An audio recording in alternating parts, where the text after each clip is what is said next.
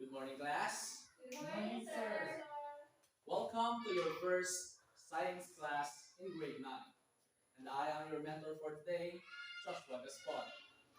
Our first quarter is entitled The Living Things and Their Environment. Today, we will be discussing the system of our body, which is in charge of supplying the oxygen. And this system is what we call the respiratory system. Before we start, let me read to you the objectives of this lesson.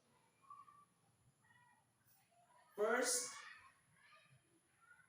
identify the key parts of the respiratory system.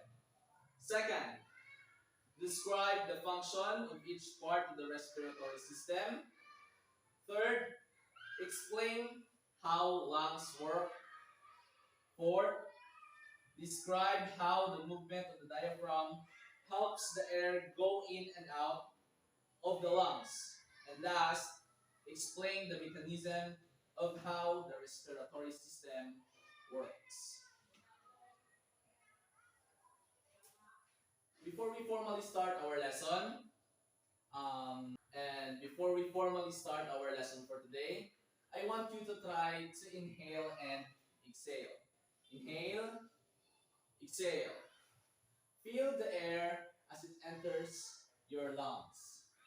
And again, inhale, exhale.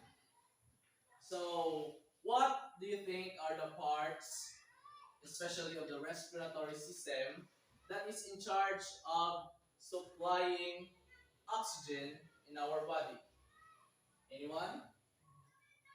What are the parts? What do you think the parts of the respiratory system? Yes, Miss Bea? Nose. Reynard? Pharynx. Pharynx. Ellen?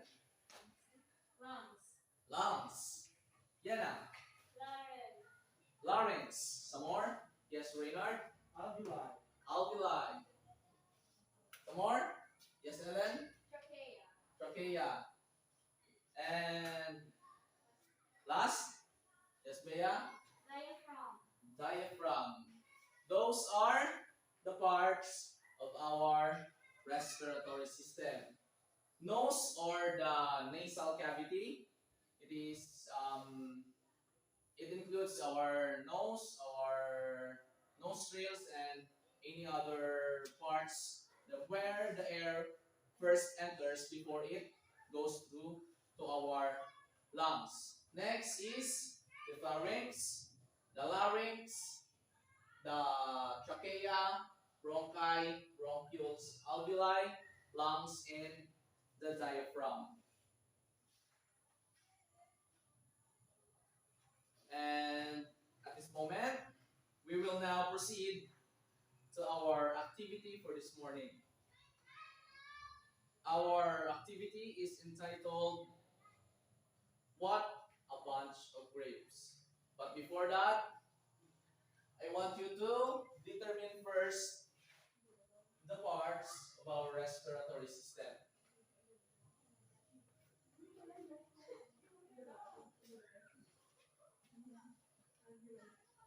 Who can label the parts of our respiratory system?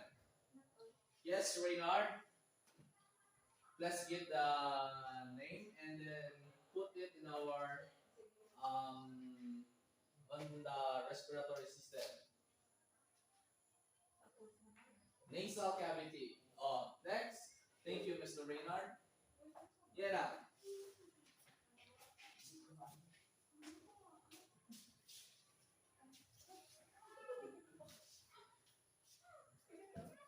Pharynx. Next. Bea. O, pwede ninyo ibutang na bisan hindi isang pasunod. Basta, insakto ang name sa inyong ginbutang parts. Lungs. Some more. Yes, Ellen?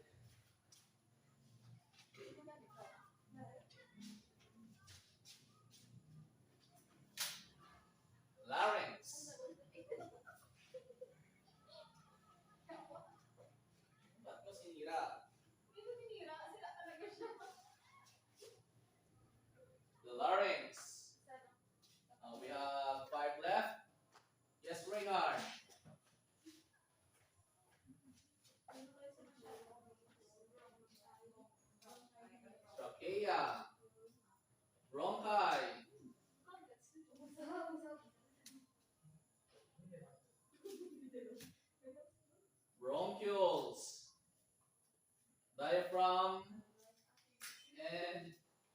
alveoli.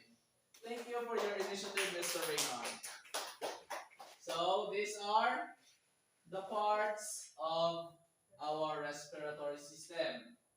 The nasal cavity, the pharynx, larynx, trachea, bronchi, bronchioles, alveoli, lungs, and the diaphragm. So we will now proceed to our activity entitled What a Bunch of Grapes.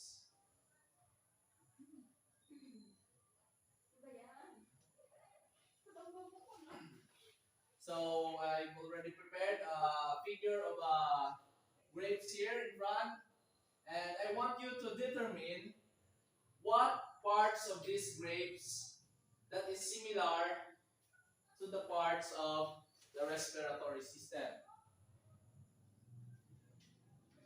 Anyone? Yes, Reynard?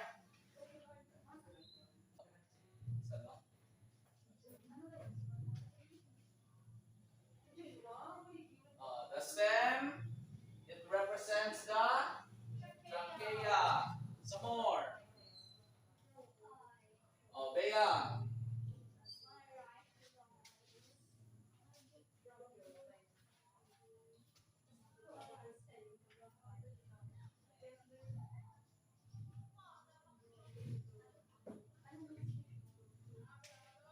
Yes.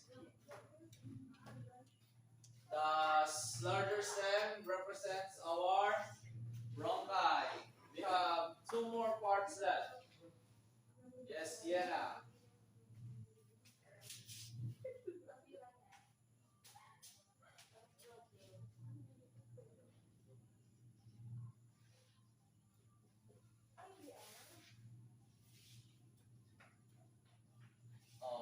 Bisa sure sa spelling ng bronchioles. Pero the smaller stems represent our bronchioles. And last but not the least, the fruit of the grapes, the pieces of fruit of grapes. Yes, Ellen. What do the fruit represent in our respiratory system?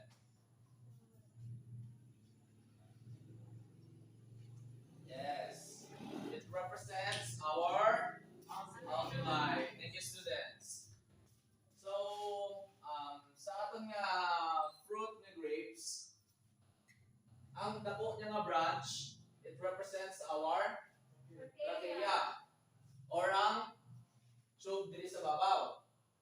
Next, ang dagko nga stems, ang duha nga ni, it represents the bronchi. Pareho sa aton nga lungs, may ara kay duha ka sa lungs or sa respiratory system, may duha kita ka bronchi. Kaya ang stem ng mga gagmay, it represents the bronchioles.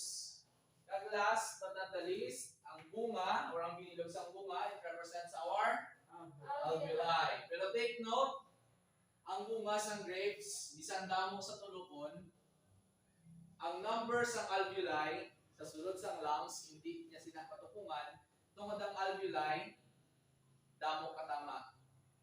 Duro sa sulod ka, lungs naton.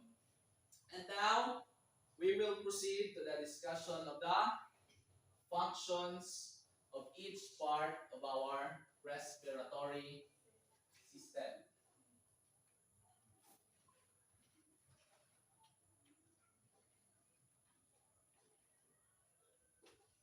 First, our nasal cavity. Ano ba lang ang functions ng sininga part? Lantawon naton.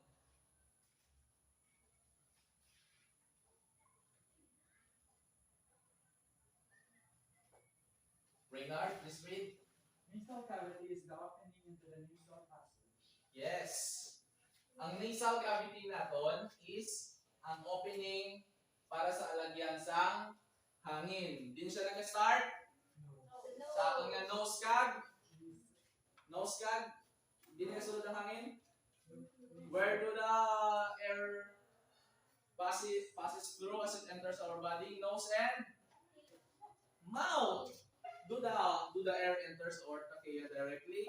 It enters our nose and our mouth. Ang nasal cavity, ara na nila nabilong ang aton nga mga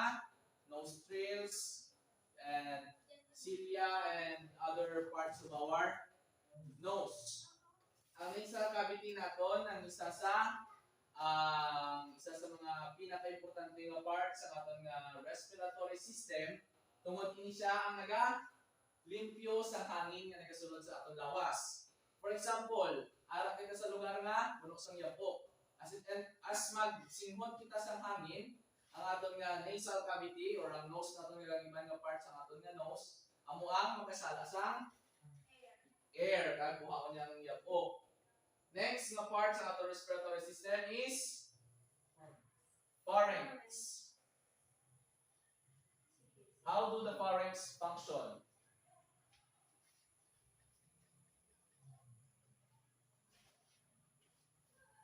Ellen, let's read. So pharynx common passageway for food and air. Yes. Our pharynx, or what we call our throat, it is the common passageway for food and air. It is also where water passes through as it enters our body. So, dira, pagkatapos ng magsulod ang hangin sa aton nga nasal cavity or sa nose, din siya madaliso sa aton nga pharynx. Pagkatapos sa pharynx, manawag siya sa ginatawag naton nga larynx. Ano ang function sa aton nga larynx? Yes, Bea? Larynx or the voice box vibrates as air passes through. Yes. Ang aton nga larynx, amo na sa ginatawag naton nga voice box. Listen na lang ito. Kung sa diin, this is the part that enables us to produce what? Sound. It allows us to produce sound because it vibrates as air passes through. Maghala kita, maghambal kita, o mag-create kita sa sound it's either nagapasulod kita sa hangin o nagapagwa kita sa hangin. Kag kung may magaging hangin, dira siya nag-vibrate.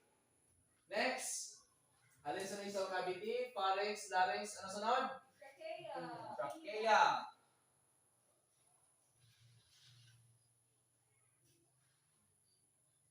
Trachea. Yan ang read.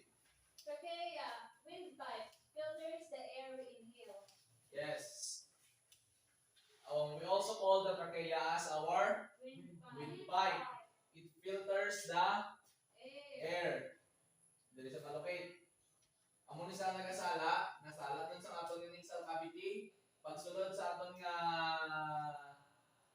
pharynx and larynx, pagabot sa trachea, sa laon pagiliwat para ma-ensure nga ang masulod nga hangin sa aton nga lungs is clean.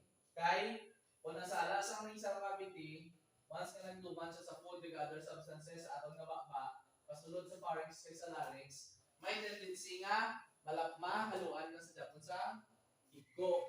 Amo na ang magsulod sa trachea, ginasala na gapon ang hangin. Sunod sa trachea is our bronchi. What is the function of our bronchi?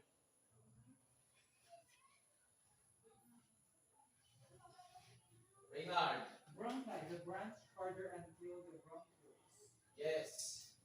After the trachea, the bronchi is the two tubes that extend until it reaches our bronchioles. Amo ni sa nalagyan pakanto sa duha naton ka mga baga or lungs. Next is bronchioles.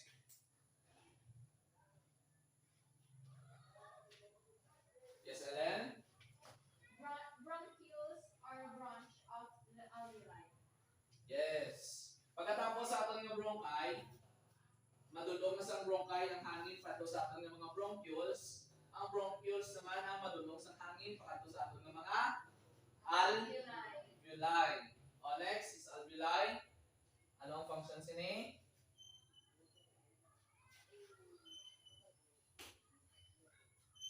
Read, Bea. Alveoli aids lungs for exchange of gases. Alveoli aids lungs for the exchange of gases. Matuod nga sa sulod sang lungs nag-exchange ang gas between oxygen and carbon dioxide, pero it takes place sa mga gagmay nga mga bilog-bilog na ning nga ginatawag man nato ring nga air sacs. Dira magkakatabo ang exchange of gases. May na-store dito dira ng mga carbon dioxide tungod sa mga nakaon naton o kung hako naton ng iban nga mga substances. Once magsulod ang oxygen through our nasal cavity, pharynx, larynx, trachea, bronchi, bronchioles, and it reaches our alveoli, dira na matabo ang ginatawag nga exchange of gases. Next, the main part of our respiratory system, our lungs. Yan na. Lungs, where the exchange of gases takes place. It is where the exchange of gases takes place. Ano ang nagabuligan ni siya gina? The alveoli. Last but not the least is our diaphragm. Ellen, please read. Diaphragm controls the breathing. It controls our breathing because amoy na siya ang pinaka-importante nga muscle sa atong respiratory system. Subong, paano bala mag-work ang aton nga diaphragm?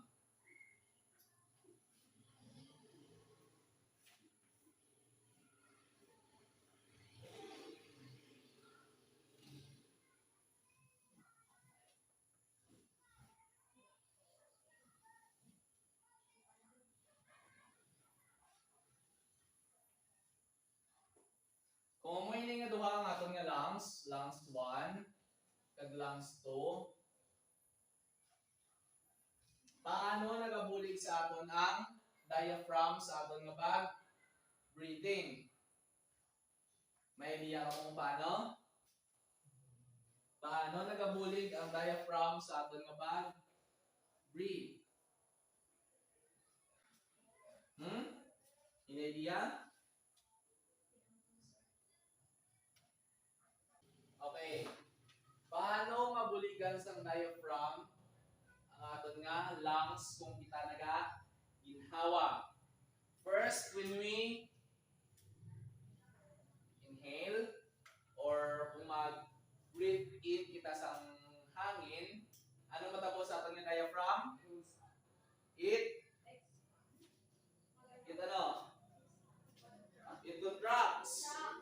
Ano matapos kung mag-contract sa?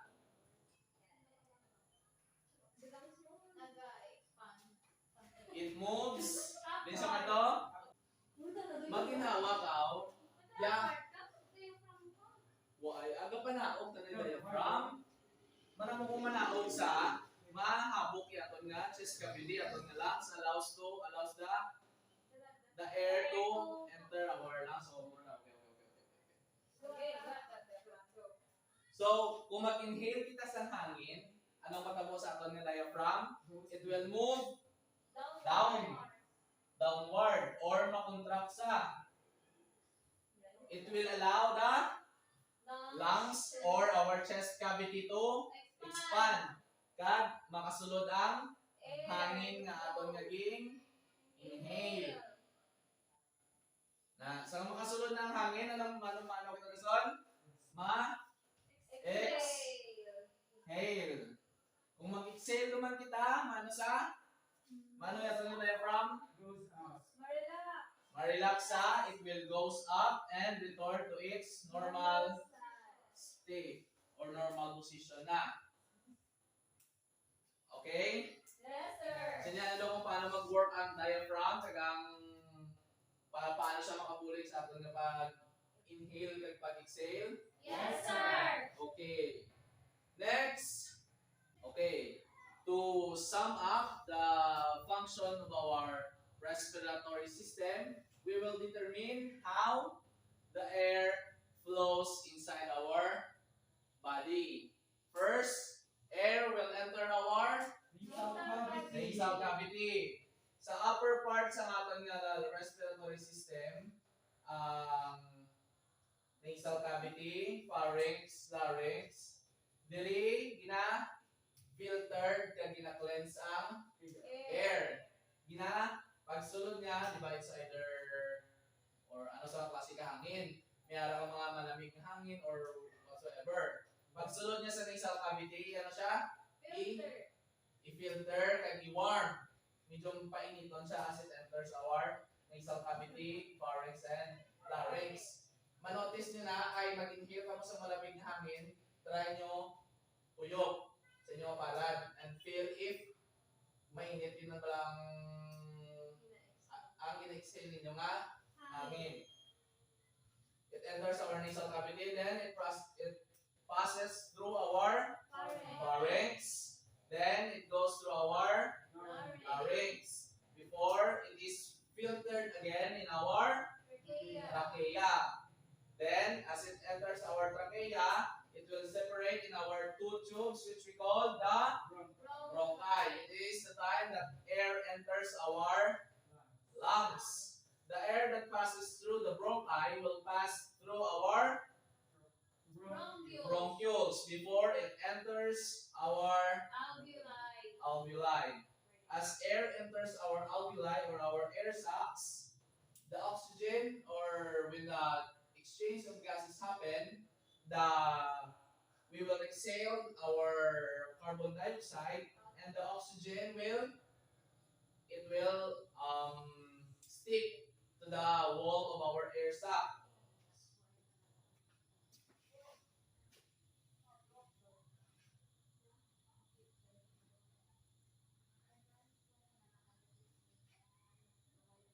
When when there is an exchange of gases, the carbon dioxide will get out of our body, and the oxygen will stick to the wall of the air sac before it passes through, and then it will go to our blood. And the next system of our body, which is the circulatory, will distribute it to the other parts of our body. Before we end our class, please copy the task for your assignment.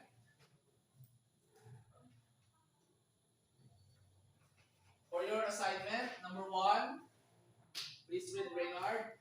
Draw the respiratory system and label its part. Give the function of each part. Yes, you have to draw the respiratory system and label its parts. Give the functions of each parts. Number 2. Yan na? List the ways in taking of our respiratory system. Taking care of our respiratory system. Yeah. You have to list the ways in taking care of our respiratory system. Please pass that tomorrow during our next discussion. In our next meeting, we will be discussing about the counterpart of the respiratory system in supplying oxygen in our body. It is our circulatory system. And that's it for our today's discussion. Thank you and